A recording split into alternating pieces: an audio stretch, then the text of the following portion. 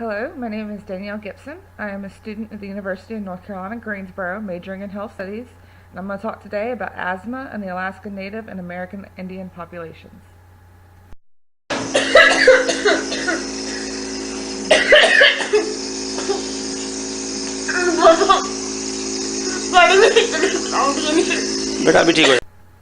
So what is asthma? Asthma is actually relatively common. It's a disease that affects your lungs. The symptoms are coughing, breathlessness, having trouble grasping for air. Usually is controlled by taking medications or avoiding the triggers that can cause an attack.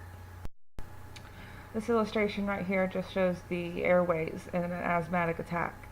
As you can see, they slowly thicken and then tighten, causing air restriction.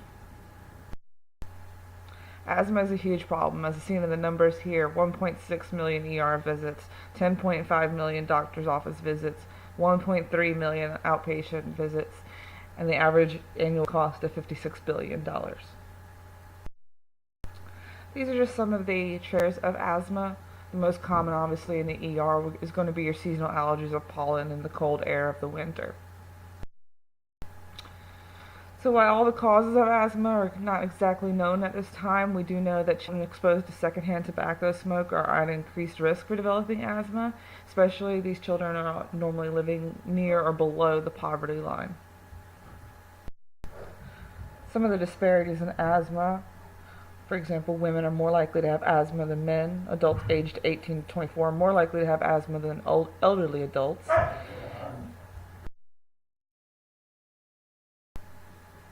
And discussing where American Indians and Alaskan Natives normally reside, they're normally in the very hot, dry climates of the Southwest, as well as the Northwest, cold environments, and Alaska.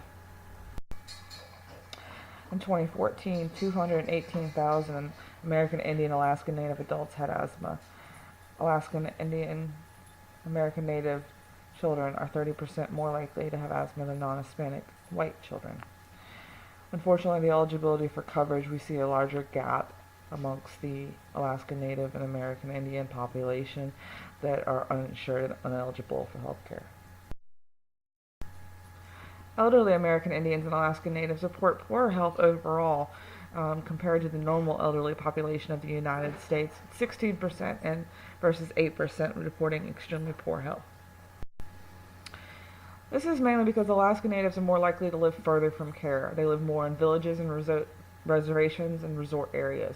American Indians are more likely to be living below the poverty line than above, and both groups have cultural traditions that may impede their use of modern medicine or regular use of physician care. This group is also an increased use of tobacco products and other allergens, and they usually have an increased risk of other health-related issues, usually due to the lack of access of care. There's also a major government tribal funding loop. This old saying, don't get sick after June, because that's usually when the funds run out.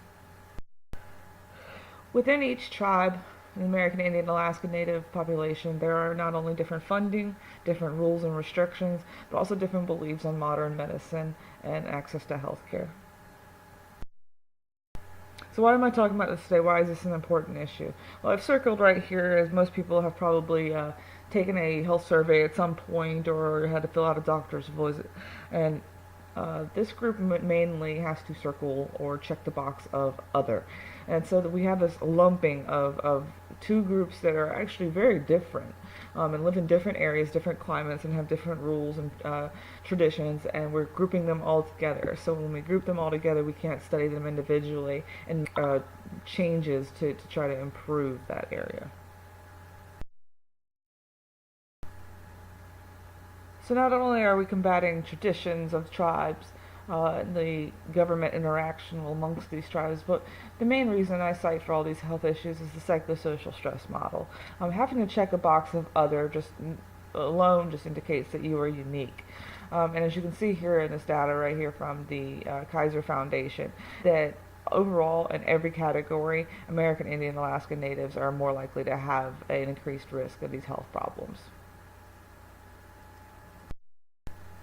A solution that I could see to solve the overall health racial disparities of the American Indian and Alaska Native population is to reduce the stress and reduce the clumping of grouping them together into one category, investigate more of how we can help these populations. Thank you for listening to my presentation, and please visit these sites referenced in the presentation for more information.